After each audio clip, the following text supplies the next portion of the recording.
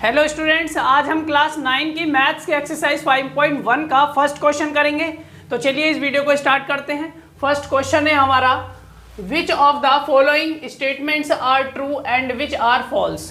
ये जो नीचे स्टेटमेंट्स दे रखी हैं इनमें से कौन सी सही है और कौन सी गलत है, ये हमें बताना है। आगे क्या लिखा है, give reasons for your answers. इनके जो आंसर्स हैं उनके हमें रीजंस भी देने हैं। तो पहला है हमारा, only one line can pass through a single point. ये ट्रू है या फॉल्स है? तो देखो, हमें पता है कि एक जो पॉइंट होता है उससे हम जितनी चाहे उतनी लाइंस खींच सकते हैं।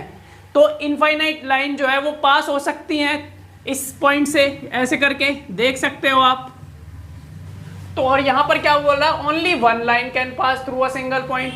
तो ये गलत बोल रहा है, यानी ये फॉल्स है, ये स्टेटमेंट फॉल्स है। और रीजन हमने क्या दिया, यहाँ पर इसको बना देंगे और इसको ऐसे भी लिख सकते हैं कि इनफाइनाइट लाइंस और infinitely many lines can pass through a single point.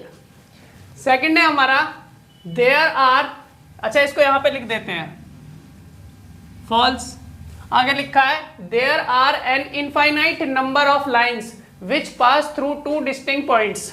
अब कह रहा है कि दो डिस्टिंक्ट पॉइंट्स का मतलब है अलग अलग पॉइंट से, दो अलग अलग पॉइंट से कितनी लाइन खींची जा सकती है। कह रहा है इनफाइनाइट नंबर ऑफ लाइंस, यानी बहुत सारी लाइंस, जितनी चाहे उतनी लाइंस खींच सकते हो। क्या बात सही है? नहीं, ये बात सही नहीं है, ये भी क्या है, फॉल्स। क्यों फॉल्स है?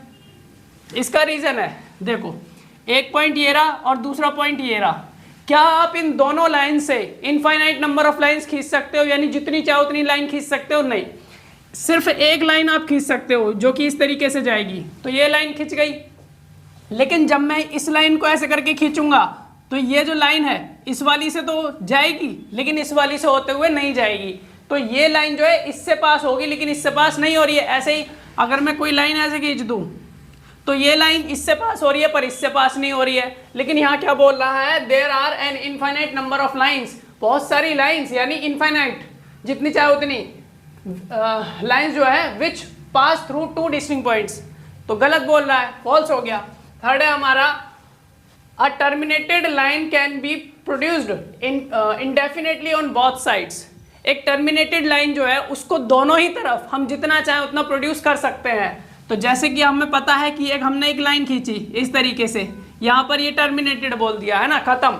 लेकिन क्या इसको हम और नहीं खींच सकते? बिल्कुल प्रोड्यूस कर सकते हैं और बढ़ा सकते हैं इसको आगे।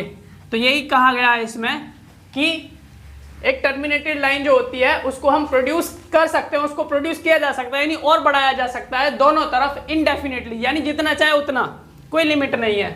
और ये हमारा क्या है, पोस्टुलेट 2 भी है। हमने पोस्टुलेट्स पढ़े थे ना, यूक्लिड्स पोस्टुलेट। तो ये यूक्लिड का सेकंड पोस्टुलेट है जिसमें ये बात कही गई है।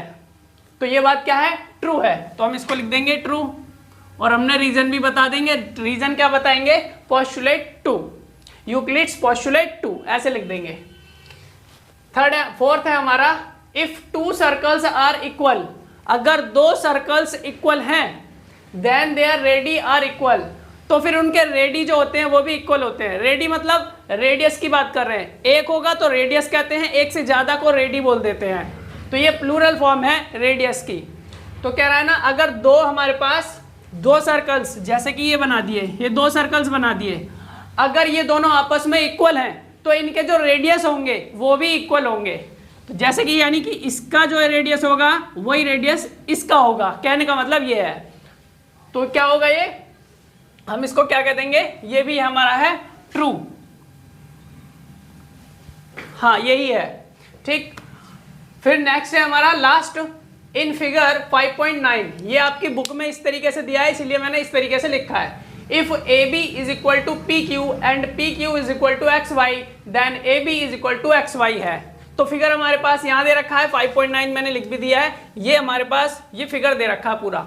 तो इसमें बोल रहा है कि ए बी यानी ये वाली जो लाइन है, ये वाले जो हम लाइन सेगमेंट बोल सकते हैं इसको, तो ये जो है ये पी क्यू यानी इसके बराबर है। अगर ये इसके इक्वल है और ये यानी ये इसके इक्वल है, इसके इक्वल है, ये इसके इक्वल है और ये इसके इक्वल है, तो कह रहा है ए बी जो है यानी ये वाला इसके इक्वल होगा। यहाँ पर ये जो है एक दूसरे के क्या हो जाएंगे, सारे इक्वल है।